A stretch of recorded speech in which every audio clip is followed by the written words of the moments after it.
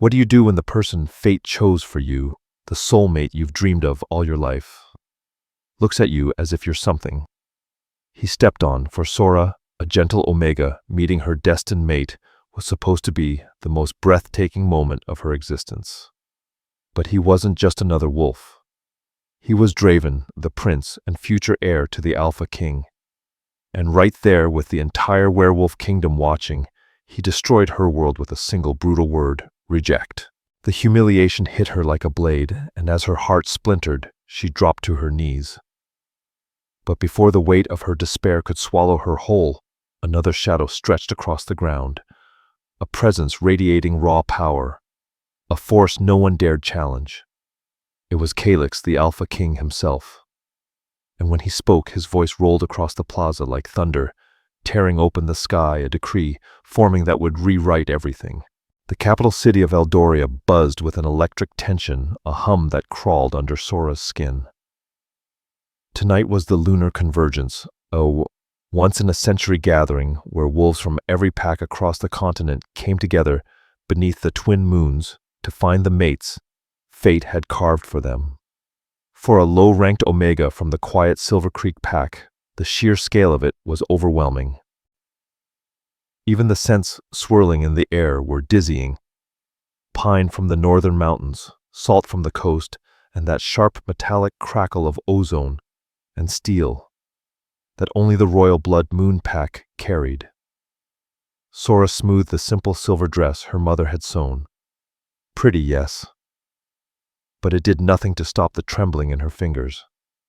Omegas were nurturers, peace-bringers, never warriors, never leaders. She stood at the very bottom of the wolf hierarchy. The idea that her fated mate might be here among the intimidating alphas and confident betas sent equal parts excitement and terror pulsing through her. Just breathe, Sora. Orin. Her pack's aging. Alpha murmured gently beside her. The moon doesn't make mistakes. She offered him a small, grateful smile, even though her heartbeat felt like a frantic bird trapped inside her chest. Then it hit her. A scent so powerful it sliced through the crowd like lightning.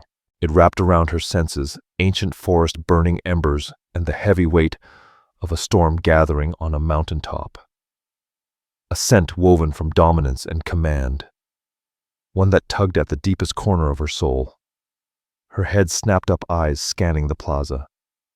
And there he was. Draven heir to Calyx's throne stood on the elevated dais, surrounded by royal guards. Tall, broad-shouldered, midnight black hair and eyes glowing molten gold. Every inch of him radiated confidence, so sharp it bordered on arrogance. And when his gaze swept the crowd, those golden eyes locked on hers. The world fell silent. The roar of the gathering faded to a distant hush. A flicker of shock crossed his face, reflecting the same overwhelming recognition exploding through her veins. The mate bond slammed into them both with the force of a physical blow. Her wolf, usually quiet and shy, rose inside her and howled with wild joy. Mate. A slow smile curled on Draven's lips. He stepped forward, never breaking eye contact. The crowd instinctively parted as he descended the steps, drawn entirely to her. Sora's breath stuttered. This couldn't be real. An Omega and the future Alpha King. It sounded like something stolen from a fairy tale. He stopped just a few feet away, the air between them crackling. He inhaled, taking in her scent, wild lavender and soft morning dew. A peaceful, gentle aura. An Omega's aura. She watched the awe in his eyes warp into confusion. Then disbelief. Then cold disappointment. A tall, flame-haired she-wolf stepped forward, moving with lethal grace. Sora recognized Vespera, daughter of the ruthless Iron Ridge Alpha. Cinnamon and iron clung to her sharp, aggressive, unmistakably alpha. She rested a possessive hand on Draven's arm, her lips twisting into a cruel smile as she raked her gaze over Sora. Her whisper was meant for him alone, but Sora's sharp Omega hearing caught every poisoned syllable. The goddess must be joking. Draven's jaw flexed. His gaze flicked from Vespera's striking form back to Sora's fragile frame, her simple dress, her wide, hopeful eyes, the invisible mark of her rank. He was the future king. His Lunar was expected to be powerful, politically valuable, able to bear strong alpha heirs. Not an Omega. The warmth blooming in Sora's chest iced over. His inner battle was plain, and she knew exactly which side was winning.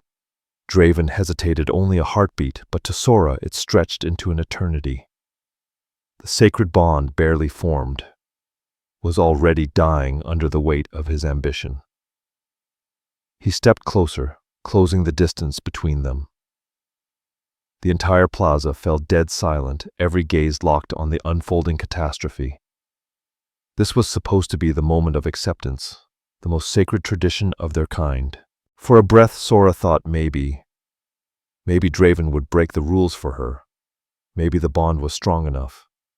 But when Draven met her eyes, there was no warmth left in him.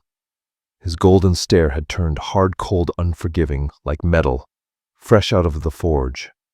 When he finally spoke, his voice wasn't the tender whisper a mate offered. It thundered with the rigid authority of a prince issuing a public verdict.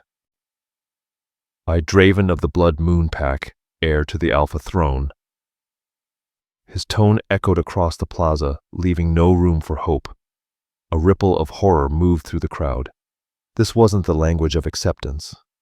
This was the language of judgment, final merciless judgment. Sora's world tilted violently. No!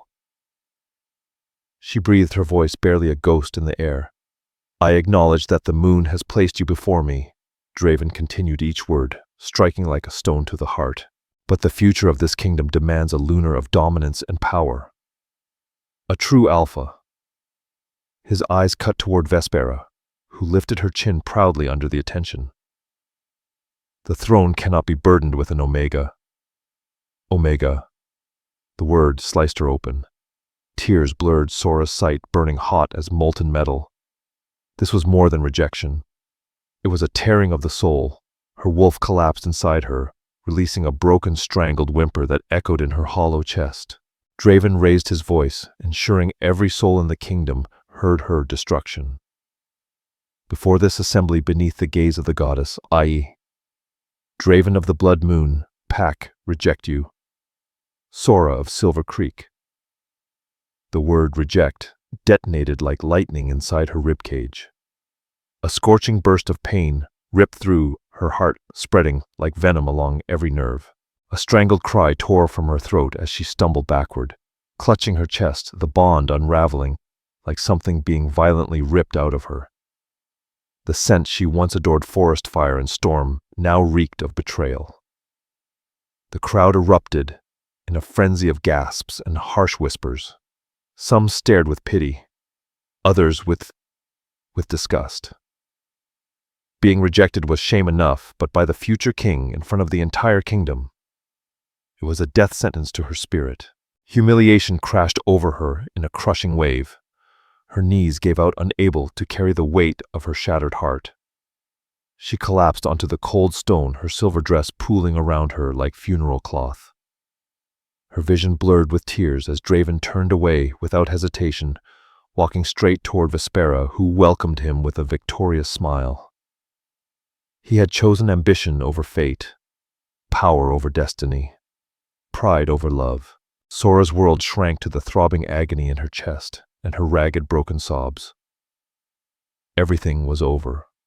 She was the rejected Omega, cast out, humiliated, a living reminder of a prince's cruelty. But as she lay crumpled on the stone, another shadow eclipsed the light. This one massive, commanding, ancient. The plaza fell silent beneath its presence. A surge of power, far deeper, far older than Draven's, rolled through the air. A pair of heavy leather boots stopped in front of her. Sora forced her head up, slow and trembling. Her vision rose along a tall, broad figure, draped in dark, regal attire, until she met eyes the color of molten silver. Eyes carrying centuries of burden, and a sorrow that struck somewhere deep in her. It was Calyx, the Alpha King. Draven's father. His expression was carved from stone, his jaw locked with lethal fury. But none of it was directed at his son. His gaze was fixed entirely on Sora, and the intensity in it made the air snap set with tension. Calyx's presence shifted the entire atmosphere. The chaos fell instantly into a suffocating silence. Even the wind stilled, afraid to move beneath the weight of his authority. His power pressed down on every wolf present, a visceral reminder of who truly ruled this kingdom. He didn't spare Draven a single glance. His silver eyes stayed on Sora, this broken girl in a torn silver dress, and in them wasn't pity, but a deep, personal outrage. The outrage of a king watching a sacred law be profaned in his own court. "Stand up, child," Calyx commanded, his voice rumbling low and dangerous, like boulders grinding in the heart of the earth. It wasn't a request. With shaking limbs, Sora pushed herself off the ground, first rising to her knees, before forcing her unsteady legs to lift her upright. She couldn't bring herself to meet Calyx's eyes. Her gaze stayed locked on the stone beneath her feet, tears slipping silently down her cheeks.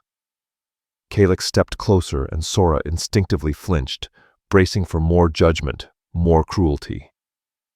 But he didn't strike her with scorn. He simply stood before her, a towering wall of silent, simmering fury. When he finally turned his head, his voice cut through the plaza like a blade. Draven. Just her mate's name, yet it carried more disappointment than any punishment ever could. Draven, who moments ago had basked in Vespera's adoration, stiffened. His arrogance faltered under the weight of his father's ancient dominance. "Father, I did what was necessary for the kingdom. A stronger Lunar enough." Calyx's voice dropped into a chilling quiet, far more terrifying than a roar. "You will be silent." His tone froze the air. "You've forgotten the oldest law of our people." He stepped forward, his presence suffocating. "The mate bond is not a political tool to discard when it inconveniences you. It is a sacred gift. By rejecting this girl, you have not only shamed her, you have insulted the goddess herself." Each word struck Draven like a whip. His face blanched. Even Vespera, ever bold and venomous, took several careful steps back, trying to escape the Alpha King's wrath. Calyx returned his attention to Sora. The pain radiating off her was tangible, like cracked lavender and shattered hope bleeding into the air. He noticed the faint silvery scar beginning to surface over her heart, the mark of rejection that would deepen with time, an unerasable reminder of her suffering. A deep, primal growl rumbled from Calyx's chest, a sound so powerful, so protective that nearby wolves instinctively bowed their heads in submission. And then, shocking everyone in the plaza, the Alpha King of all werewolves reached out and gently placed a hand on Sora's shoulder. His touch was unexpectedly warm. A small thread of strength flowed from him into her trembling body, steadying her. Then he addressed the crowd, his voice swelling with the authority of a ruler no one dared challenge. It crashed over the plaza like a storm. "My son has disgraced the honor of the Blood Moon Pack," Calyx declared. "He has chosen ambition over destiny, and deemed this Omega unworthy." He paused, letting the weight of his words settle. "He is wrong." A shocked murmur rippled through the crowd. Calyx continued, unwavering. "In his foolishness he has thrown away a blessing, but the crown will not discard what the goddess has given. The throne does not tolerate dishonor." He looked down at Sora, and for the briefest moment his silver eyes softened. "You are Sora of the Silver Creek Pack?" "Yes." She managed a small nod, her throat too tight to speak. "Your pack will be compensated for this grievous wrong." Then he swept his gaze across the assembly. "And you," he thundered, "will not be cast aside. You will not be shamed." He drew her forward, positioning her at his side. A public declaration. A shield. A defiance of every prejudice in the plaza. Draven's face twisted in shock and fury. This was a direct rejection of his authority, his choice. Then came the decree that shattered every law their society had lived by. Calix's voice rolled out like a seismic wave. As of this moment, Sora of the Silver Creek Pack is under my personal protection. Gasps erupted everywhere. Calix continued, she will live in the royal palace under my roof. Her voice will carry my authority. Her safety is my command. Any insult toward her is an insult toward the throne. His next words struck like lightning. An attack on her is an attack on me. The crowd froze, breathless, stunned, before Calix delivered the blow that rewrote the destiny of all wolves alive. My son rejected her, so I, Calix, Alpha King, claim her. The plaza erupted into chaos. Screams, gasps, disbelief. He hadn't claimed her as a mate, not in the sacred sense, but he had claimed responsibility, power, and protection over her. He had lifted the rejected Omega out of disgrace and placed her under the shield of the most dominant wolf in existence. From outcast to the king's ward in a single breath. Sora stared up at him, overwhelmed her thoughts, spinning. His hand on her shoulder anchored her in the storm. But why? Why would the most feared and revered wolf alive do this for her, for an Omega? His own son threw away like she meant nothing. Calix ignored the uproar, his attention solely on her. His silver eyes held centuries of secrets. Come, he murmured, his voice meant for her alone. We are leaving this place. With his hand still firm on her shoulder, the Alpha King led the shattered Omega away from the chaos toward a future far more dangerous and far more extraordinary than she could have ever imagined. The royal palace rose like a monument carved from stone and ancient magic, a breathtaking fortress of soaring towers and obsidian walls that shimmered beneath the moonlight. Yet to Sora, it felt less like a sanctuary, and more like a prison, an ornate, glittering cage where she was displayed like some rare, damaged creature. After the convergence, she was moved into a private suite far grander than her family's entire home, filled with silks in midnight blues and silver hues, and a balcony overlooking the sprawling royal gardens. But every luxury felt hollow. Servants bowed as she passed, murmuring, "My lady," with voices laced with uncertainty, half fear, half morbid fascination. The palace guards, elite, alpha warriors, stiffened at attention whenever she walked by, their eyes careful not to meet hers. Calix's decree had elevated her to a place no Omega had ever stood, but it also painted a target across her back. She was an anomaly, something unnatural in the eyes of many, and rumors followed her like a persistent shadow. She spent most of her hours locked away in her rooms, the severed mate bond, a constant dull ache burning beneath her ribs. Sometimes the pain was a hollow emptiness. Other times it spiked sharply enough to steal the breath from her lungs. When the breeze carried Draven's scent, forest smoke, and embers, the ache grew so fierce she had to grip the furniture just to remain standing. Draven avoided her, completely refusing even to cross the same hallway. From Nimi, a timid beta handmaiden, Sora, heard that the prince was furious, locked in a relentless power struggle with his father. To him, Calix placing her under royal protection was both a political insult and a personal humiliation. Draven flaunted Vespera around the palace, a bold declaration of where his loyalty lay. And Vespera never passed up an opportunity to wound her. One afternoon, she cornered Sora in a corridor, venom dripping from every syllable. "Enjoying the king's charity, little Omega," she purred. "You must be thrilled." A stray dog dragged in from the cold. She leaned closer, voice icy. "Don't get comfortable. The king's pity never lasts." Sora said nothing. Her silence was her shield stronger than any reply she could have given. Brick by brick, she was building walls around her shattered heart. The only space where she felt she could breathe was Calix's private study. Each evening, the Alpha King summoned her there. The room was filled with the smell of parchment leather and his unique scent, aged oak and winter frost. Unlike his son, Calix's presence soothed her instead of burning her. He never treated her with pity. He treated her with a quiet, steady respect she couldn't understand. He asked about Silver Creek, about her family, about the little joys she rarely shared, like her love of painting. He listened, truly listened, as if her words held weight. One night, as a fire crackled in the hearth, Sora finally gathered the courage to ask the question that had haunted her. "Your Majesty, why are you doing this for me?" Her voice trembled. Calyx looked up from the treaty he had been reading. His silver eyes pierced through every fractured piece of her spirit. He didn't answer at first, drifting somewhere deep in memory. When he finally spoke, his voice carried an ache older than grief. "My son is a fool," he said quietly. "He worships titles and alliances. He sees strength only in dominance. He fails to recognize the kind of strength you possess." Sora let out a dry, bitter laugh. "Strength, I'm an Omega. I collapsed in front of an entire kingdom. That's not strength." Calyx shook his head slowly. "Strength," he said softly, "is surviving what should have broken you. Strength is feeling deeply and refusing to let that pain turn you cruel. Strength is a quiet spirit in a world obsessed with the roar of alphas." He paused, studying her with an expression that had shifted into something far more contemplative.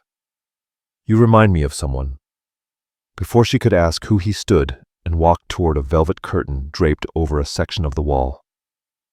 "Our history has always been written by alphas," he said. "We praise conquerors, warriors, and bury anything that resembles softness." With a heavy exhale, he pulled the cord. The curtain slid aside, revealing a large, long-hidden portrait. A woman stared out from the frame, a she-wolf with extraordinary beauty. Warmth in her eyes and a gentle smile that felt like a caress. A faint scent, jasmine, and soft rain drifted from the preserved oils. An Omega's scent. But it wasn't her scent or her beauty that stole Sora's breath. It was the crown resting upon her brow, the Lunar Queen's circlet. Calyx's voice thickened with emotion. "This," he said, "was my mate. Your queen, Neva." Sora stared stunned. She was an Omega." Calyx nodded, pain flickering across his face. "She was the strongest soul I ever knew. Her empathy could tame the fiercest wrath. Her intuition unveiled threats my generals overlooked. She was the heart of this kingdom, and I loved her more than my own life." He looked back at Sora, and now she understood the sorrow carved into his eyes. It was grief. "We hid her rank," Calyx said quietly. "The council is trapped in old traditions. They believed an Omega Queen would make the kingdom look weak." Calyx murmured, grief edging every syllable. "I was a young king then, and I let them sway me. It is the regret that haunts every breath I take." Neva had lived hidden behind titles and politics, cherished by him, yet never truly honored by the people who should have recognized her strength.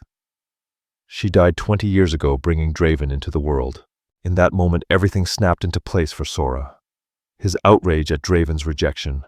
His fierce, immediate shield around her. He wasn't merely protecting a humiliated Omega. He was defending the ghost of the woman he had loved more than life itself. Through Sora, he was trying to rewrite a wound carved decades earlier. "My son has Neva's eyes," Calyx said softly, pain threading through his voice. "But he does not carry her heart.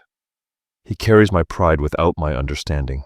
He turned towards Sora, fully silver eyes igniting with purpose. "When he cast you aside, he didn't just reject you. He rejected her memory. He rejected the truth of who we were as a family." His voice hardened. "And I will not let that happen again." The intensity in his gaze made Sora's breath hitch. "Draven believes an Omega can never be a Lunar." Calyx said, a fierce resolve rising in him. "I intend to prove him wrong. I'm going to show this kingdom what real power looks like. I'm going to teach you, Sora." He paused. "Not to wield a sword, but to wear a crown." What followed was nothing like the training she had imagined. There were no blades, no drills, no strategy formations. Instead, Calyx taught her the quiet, devastating strength that lived beneath the surface. He filled her days with history, law, diplomacy lessons he taught himself. He showed her how to dissect a treaty, not by what was written, but by what was missing. He taught her to listen to the palace servants' whisper networks, explaining that they often sensed the kingdom's pulse better than his own counsel. And he honed her Omega abilities, refusing to let her see them as weaknesses. Her empathy, he insisted, was her greatest weapon. That truth became clear during a tense negotiation with the stubborn alpha core of the Stonefang pack. The hulking wolf raged through the meeting, demanding the impossible. Calyx's council was on the verge of snapping, their tempers growing volatile. Calyx called Sora forward. "Tell me what you sense." Hesitantly, she focused on Core. Beneath the fury, beneath the territorial bluster, something else pulsed. Fear. Deep, searing grief. "He isn't angry." "Your Majesty," she said softly, her voice echoing in the still room. "He's afraid." All eyes turned to her. "His youngest son," she whispered. "He's ill. River fever." "You're not demanding land, Alpha Core. You're begging for moon petal herbs from the royal gardens to save him." Core's fierce facade shattered. His shoulders fell. How did you know?" he rasped. "Your grief carried more weight in the air than your anger," she answered gently. Calyx immediately ordered his healers to gather the needed herbs. The alliance wasn't saved through dominance or intimidation, but through the insight of an Omega. Even the council, always skeptical, looked at Sora with a renewed, grudging respect. Calyx nurtured her artistic side as well. He transformed a sunlit room into a studio, offering her charcoals and fine canvases. "Paint what lives beneath their skin," he told her. "Paint the truth." Her drawings were startlingly accurate. She sketched Vespera not as the alluring she-wolf she appeared, but as a snarl of thorned vines, beautiful but strangling everything they touched. She drew Draven as a magnificent wolf shackled to a heavy throne, powerful but trapped. Calyx studied the portraits and gave a single nod, a shadow of sorrow in his eyes. Week by week, Sora's confidence strengthened. Her posture shifted. Her steps became steadier, quieter, but surer. Palace staff, who once whispered rumors, now came to her with their concerns, trusting her calm, open presence. She was building her own web of loyalty, not through fear, but through compassion. And Draven watched it all with growing confusion and a bitterness he didn't understand. He had expected her to crumble, to wither away. Instead, she flourished under Calyx's guidance. He saw her in the gardens advising the herbalist, or in the library debating with scholars. Sora carried herself with a quiet power more captivating than Vespera's fierce beauty. The remnants of their broken bond tormented him. Every time her scent, lavender and morning dew, floated through the halls, it pierced through his arrogance like a blade. He saw the respect she earned, and regret settled like lead in his chest. He had cast her aside for being weak, yet she was showing him a strength he had never understood. His frustration boiled over one evening when he stormed into the throne room to confront Calyx. "What is the meaning of this?" Draven demanded, waving toward the palace like it personally offended him. "You parade her around as if she's some kind of prodigy. You're making me look like a fool, the prince who tossed aside the king's new pet." "She is not a pet," Calyx replied, his voice honed to cold steel. "She is a guest of the crown, and she carries more true leadership in her quiet than you do in all your posturing." He fixed his son with a hard stare. "You made your choice, Draven. You chose Vespera. You chose the approval of shallow alphas who measure strength only by brute force. Tell me, is Vespera easing tensions between packs? Has she earned the affection of the people, or does she simply sharpen her claws and manipulate for more power?" Draven had no answer. Even he had begun to feel the weight of Vespera's relentless ambition. Calyx's continued disappointment thick in his voice. "You saw a rank. I saw a soul. You looked at Sora and saw an Omega. I looked at her and saw your mother's legacy, something you threw away." The mention of Naiva struck him like a blow. Draven flinched, shame and anger warring on his face before he turned and stormed out of the throne room, his thoughts in chaos. Later that night, driven by an impulse he couldn't name, Draven found himself outside Sora's studio. The door was cracked open. He stepped closer and froze. Sora stood before a large canvas, her back graceful and still in the wash of moonlight spilling across the room. She was painting. The image forming before her made his breath hitch. Calyx his father captured with uncanny precision. Not as the intimidating Alpha King, but as a man. His burdens, his grief, his impossible kindness, his unyielding strength. She had seen all of it. She had painted all of it. A single tear slid down Sora's cheek as she worked. She brushed it away with the back of her hand, unaware he was watching. The remnants of the mate bond flared violently inside Draven, slamming into him with staggering force. It was raw. It was agonizing. A punch of regret so sharp he had to grip the doorframe just to stay upright. He had thrown this away, this depth, this quiet brilliance, this soul. And in his ignorance, he had delivered her into the hands of the one man he could never outshine, his own father. The whispers that once followed Sora through palace corridors soon leaked beyond the city walls, twisted, magnified, weaponized. They sparked the beginnings of rebellion cultivated in shadows by Mordain of Ironridge. Mordain was a master of political theater, never stating treason directly. Instead, he preached tradition, strength, and purity of alpha lineage. Behind closed doors and in hushed gatherings with hardline alphas, he questioned the king's judgment. The moon gave us hierarchy for a reason, he would say, his voice rich with false concern. Alphas led, betas support, omegas nurture. Disturb that order and chaos follows. The king's grief has softened him. He's put a fox in charge of the henhouse. What becomes of our future then? Vespera became the face of this simmering revolt. She slithered through court like a beautiful venomous serpent, her poison hidden beneath honeyed loyalty. She gathered high-born she-wolves and fed them lies, that Sora controlled Calyx with forbidden omega pheromones, that she clouded his mind, that she drove a wedge between father and son. The rumors were absurd, yet fear made them grow teeth. Draven stood trapped in the center of the storm, bound by his public allegiance to Vespera. He watched helplessly as she and Mordain chipped away at the throne's stability. And with each passing day, regret chewed deeper into him. He saw Sora mediate disputes among servants with calm wisdom, saw her walk with Calyx in the gardens, deep in conversation, a picture of quiet harmony that twisted something painful inside him.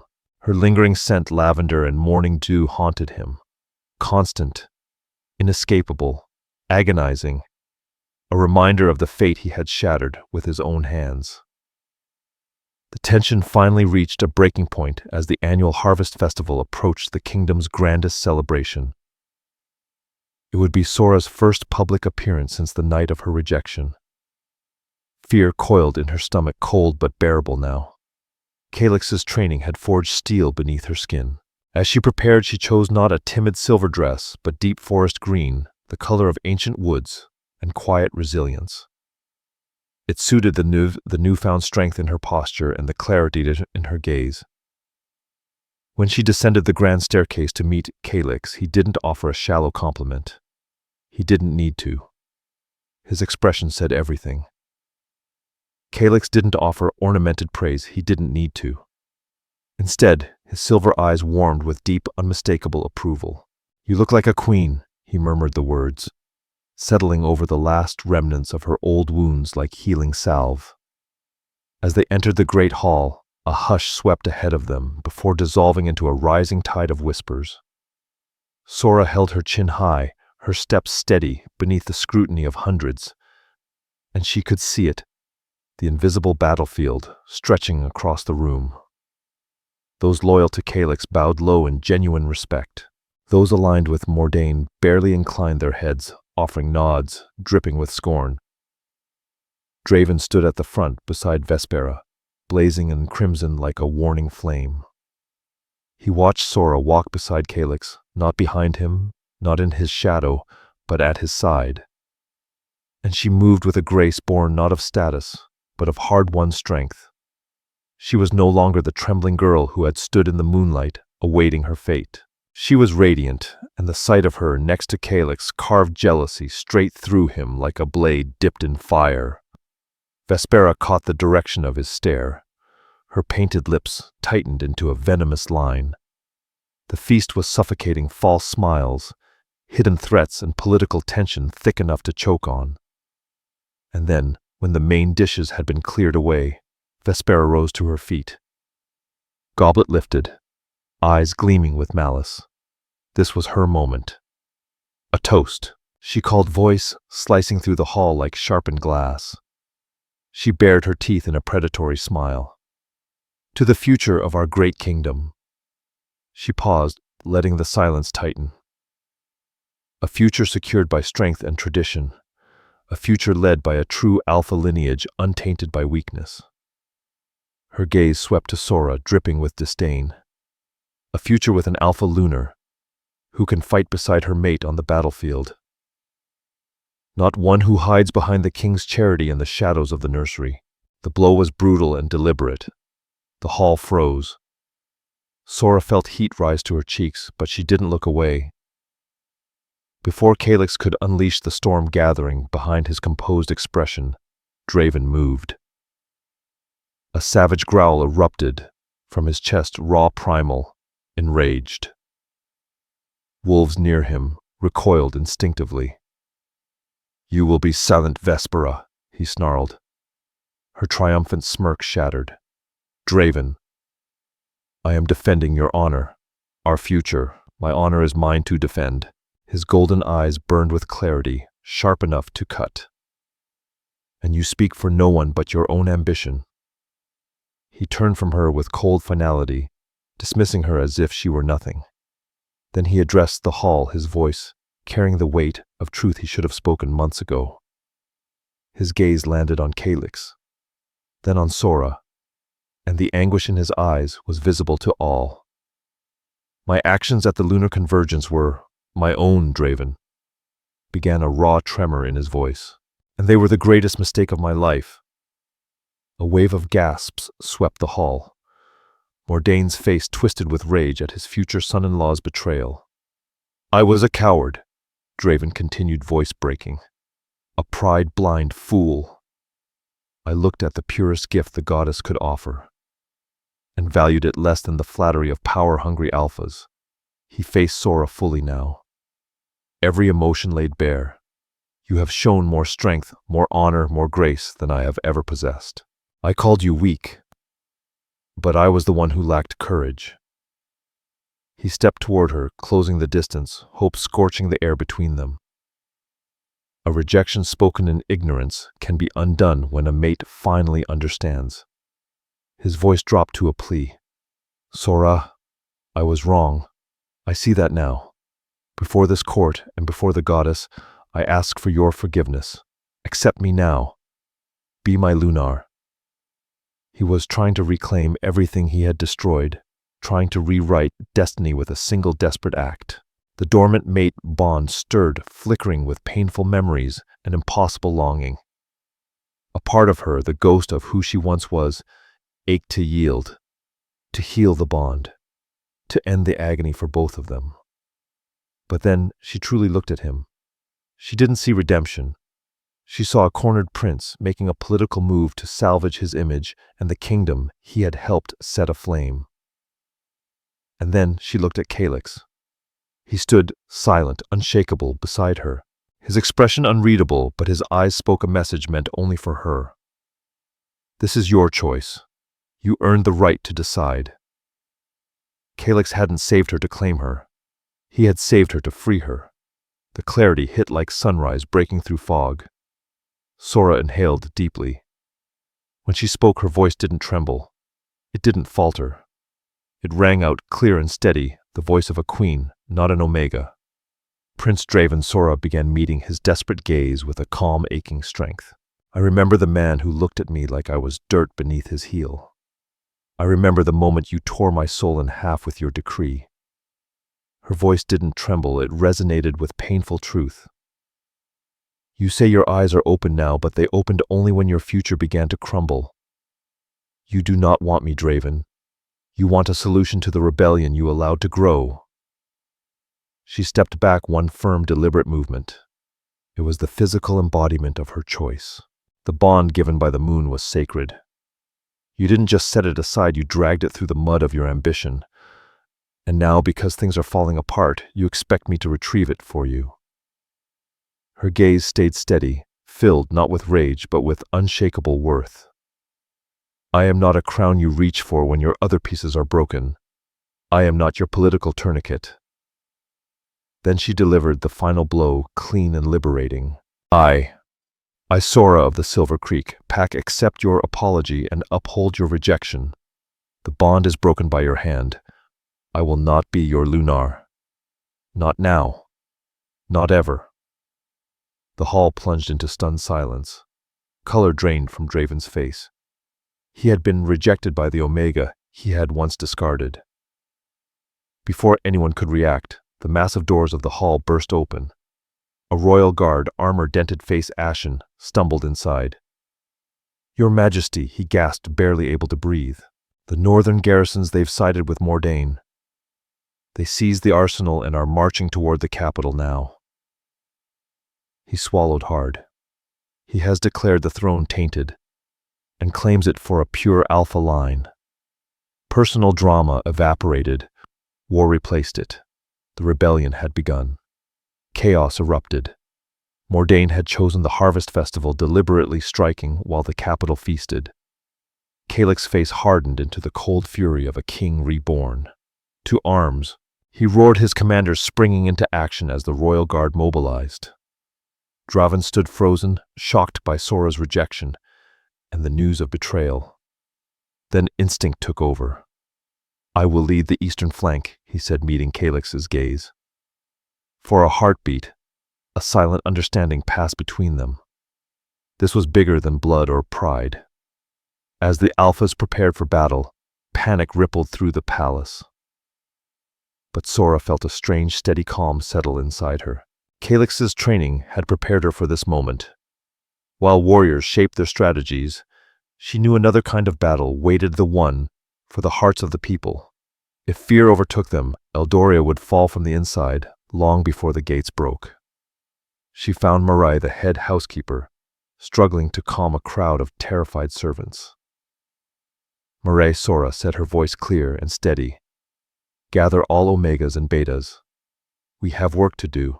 While the Alphas sharpened their blades, Sora organized everyone else. They set up makeshift infirmaries, arranged food and water for defenders, formed safe zones for children and elders.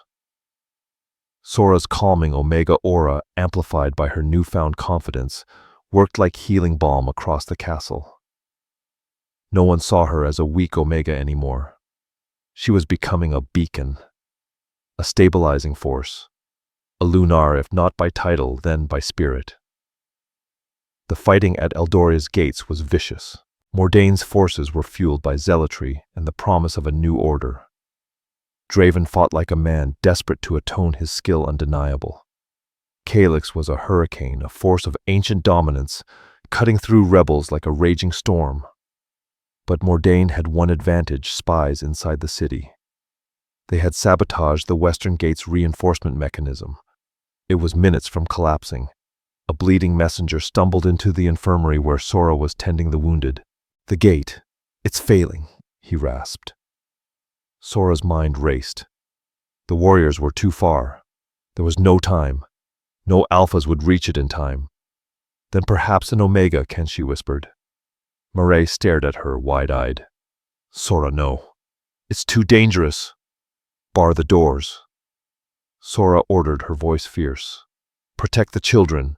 I have an idea. Ignoring Marai's frantic protests, Sora ran from the infirmary. Sora didn't race toward a weapon. She ran toward the one thing that might halt an army of enraged wolves. She sprinted across the city toward the great bell tower, the ancient structure rising like a sentinel in Eldoria's heart. Legend claimed the Bell of Eldoria had been forged with pure Omega magic. Its toll was said to soothe even the most blood-drunk wolf and strip violence from a raging heart. It had not been rung in centuries. She reached the tower and climbed the spiraling stone steps, 2 at a time, lungs burning, legs trembling with urgency. At the top, the colossal bronze bell hung motionless, suspended over the city. A massive wooden beam sat beside it, the striker that needed the strength of 2 alphas just to move. Sora pressed her hands to it and pushed. It didn't shift an inch. Her breath hitched. Tears of frustration stung her eyes. It was impossible, and the roars from the western gate were growing louder. They had broken through. Just as despair coiled around her, another set of hands gripped the beam beside hers. She looked up and her breath caught. Calyx stood there, silver eyes locked on hers. Dust and blood streaked across his armor, a deep cut along his arm, but he had come. "You never cease to astonish me, Sora," he rumbled. "They've breached the gate," she gasped. "I know." His voice was steady, resolute. "Let's greet them properly." Together, they pushed. The beam groaned, then began to move. Slowly at first, then with building momentum, until finally it slammed into the bell with a thunderous impact. But it wasn't sound that erupted. It was energy.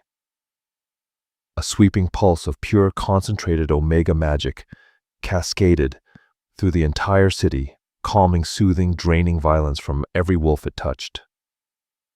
On the battlefield, rebels mid-snarl froze. Murderous rage evaporated.